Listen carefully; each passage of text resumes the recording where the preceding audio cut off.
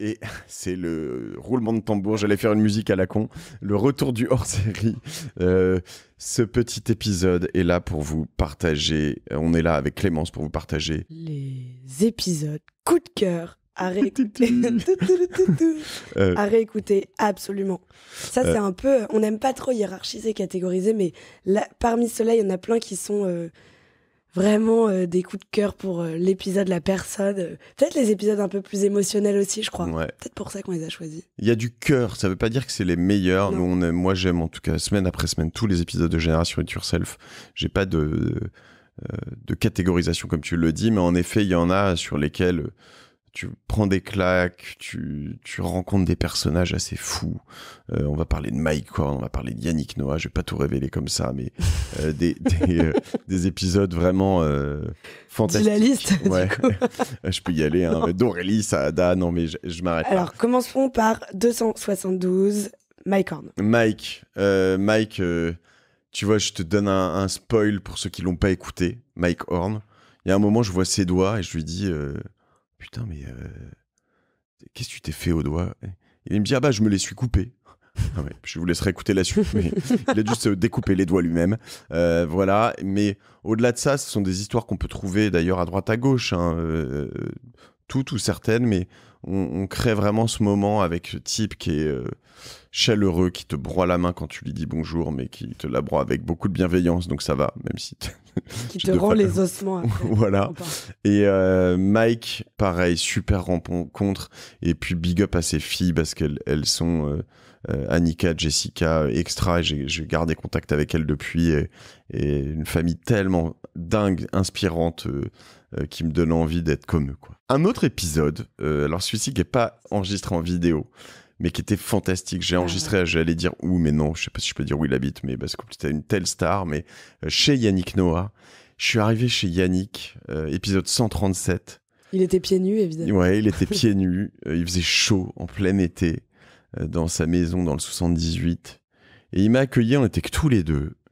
Et on a passé un moment de ouf. Mais vraiment en suspens. Exceptionnel cet épisode. Et c'est un voyage. Ouais, il est tellement comme il est. Tellement vrai. Enfin, il y a tellement. J'ai remarqué un truc après, d'ailleurs, quand je l'ai sorti, c'est qu'il y a beaucoup de gens. J'ai été très surpris qu'ils n'aiment pas Yannick Noah. Moi, je suis pas, tu vois, à l'origine, un fan inconditionnel. Son Roland-Garros, j'avais 5 ans, je m'en souviens à peine. T'as des gens qui le trouvent un peu trop bisounours. Ouais, ou irréel, ou je crois qu'il y a eu des histoires avec des impôts, mais parce qu'il était parti à l'étranger, mais en fait, quand tu vois bien, alors selon les époques, mais tu payes pas moins d'impôts aux États-Unis. Enfin, on l'a accusé de plein de choses, mais voilà. En vrai, c'est un type extra et Yannick, c'est un vrai monument, quoi. Mais quand tu vois que c'était la personnalité préférée des Français pendant longtemps, tu te dis bah ouais, il y a des gens qui de facto l'aiment pas. Mais voilà, allez-y. Le titre qu'on a choisi et qui aussi me fait des frissons, c'est Parler doucement pour se faire entendre. Fort. Mais fort, mais tellement...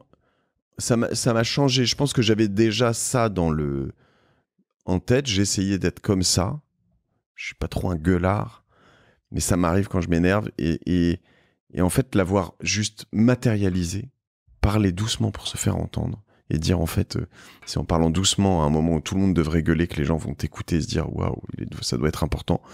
C'est tellement puissant et tellement fort qu'à chaque fois que tu gueules, tu repenses à cette phrase et tu te dis ok, c'est bon, j'ai perdu là. Aurélie Saada, dont j'en parlais. Coup de cœur, mon coup de cœur numéro 1, je pense, de toute Génération de It Yourself. Aurélie, un bonbon. C'est l'éclat d'amour là qui va arriver. Non, mais c'est vrai que c'est une femme assez incroyable et puis artiste accomplie, pas si connue que ça, hein, finalement. Aurélie Saada, il y a plein de gens qui disent je sais pas qui c'est, en fait. Oui, mais tu leur dis Brigitte et les gens savent en général quand même. Mais tellement elle te raconte toute une histoire sur comment elle a puisé sa force dans une extrême vulnérabilité, traverser toutes les épreuves qu'elle a traversées, les surmonter, et que c'est grâce à ça qu'elle a réussi à devenir artiste, alors que elle a essayé, pas réussi plein de fois jusqu'à ce que ça marche. Il y a aussi un peu de ça.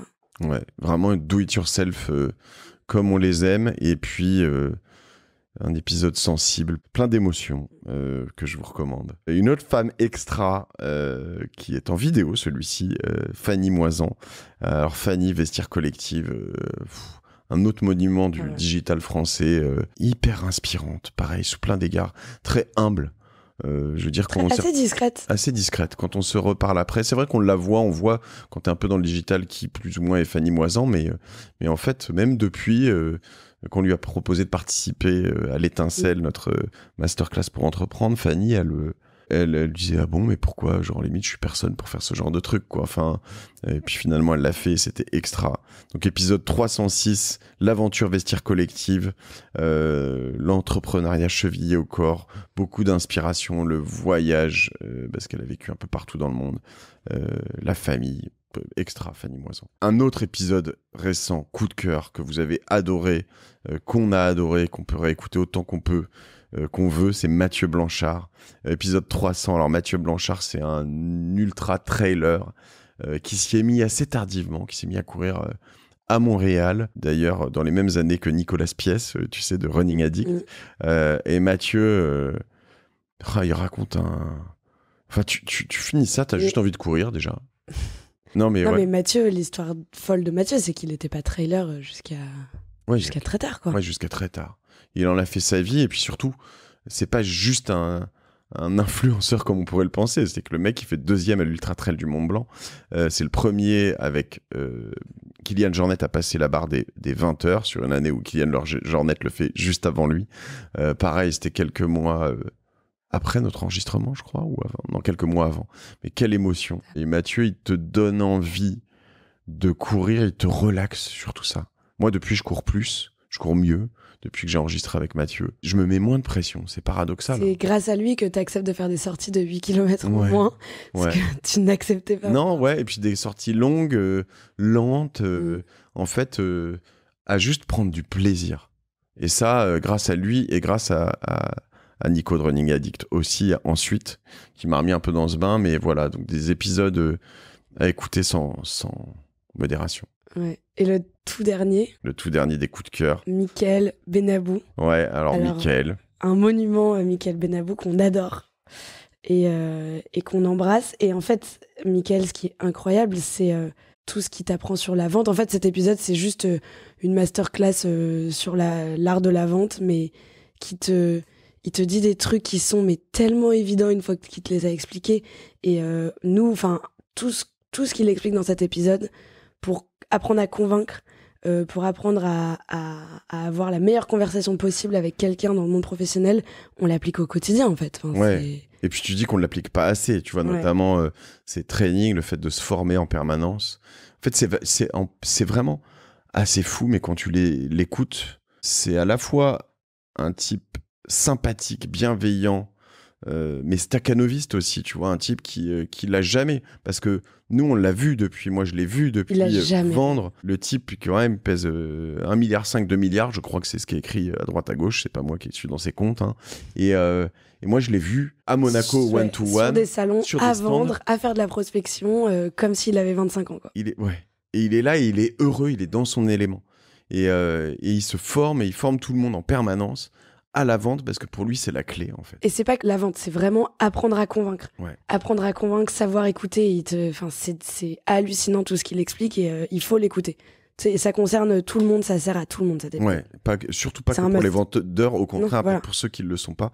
Mais même ceux qui s'estiment meilleurs vendeurs, sachez que vous êtes moins bon que Mickaël Benabou, donc vous pouvez l'écouter aussi. On vous met le résumé en description de cet épisode. Vous le partagez cet épisode qui cherche des épisodes de Génération Do It Yourself, à qui ne connaît pas Génération Do It Yourself. On partage, on s'abonne, YouTube, Spotify, Apple, voilà, Amazon. Meilleur. On progresse en ce moment, on a de plus en plus d'abonnés, y compris sur Insta où on explose d'ailleurs. Et donc voilà, on a besoin de vous pour vous abonner, ça nous aide aussi à avoir plus d'invités, de meilleurs invités, et de vos partages. Mais surtout, c'est sur ces épisodes quand on voit des gens qui ne savent pas quoi ou comment écouter Génération Do It Yourself. Je vous rappelle une chose, je l'ai redit encore ce week-end. Un bon podcast, c'est comme un bon livre, ça s'écoute en plusieurs fois, ça se lit en plusieurs fois. Vous lisez pas un livre d'une traite, les 400, 500 pages, bam, en vous disant, c'est vrai qu'on a cette tendance à vouloir écouter des émissions de radio, regarder des émissions de télé en une fois, mais même sur Netflix, même de plus en plus des films, on va les regarder éventuellement, on va les couper. Donc voilà, ça se fait pas en une traite. C'est tout. Bisous. Allez, bisous.